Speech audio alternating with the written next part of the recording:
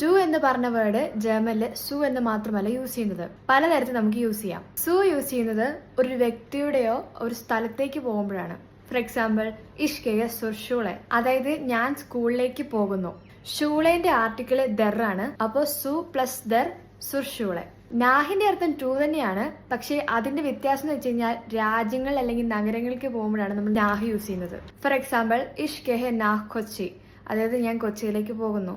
ഇന്ന് യൂസ് ചെയ്യുന്നത് നമ്മൾ ഒരു സ്ഥലത്തിന്റെ അകത്ത് പ്രവേശിക്കുമ്പോഴാണ്. ഫോർ എക്സാമ്പിൾ, ഇഷ് ഗെഹെ ഇൻ ദി ഷൂളെ, ഞാൻ സ്കൂളിന്റെ അകത്തേക്ക് പോകുന്നു. ഇഷ് ഗെഹെ ഇൻസ് ക്രാങ്കൻ ഹൗസ്, അതായത് ഞാൻ ആശുപത്രിയിലേക്ക് പോകുന്നു.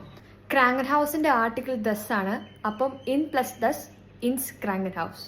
അന്ന് യൂസ് ചെയ്യുന്നത് കടൽ അല്ലെങ്കിൽ ജലാശയങ്ങൾ പോലുള്ള സ്ഥലങ്ങളിലേക്ക് പോകുമ്പോഴാണ് അൻ യൂസ് ചെയ്യുന്നത്.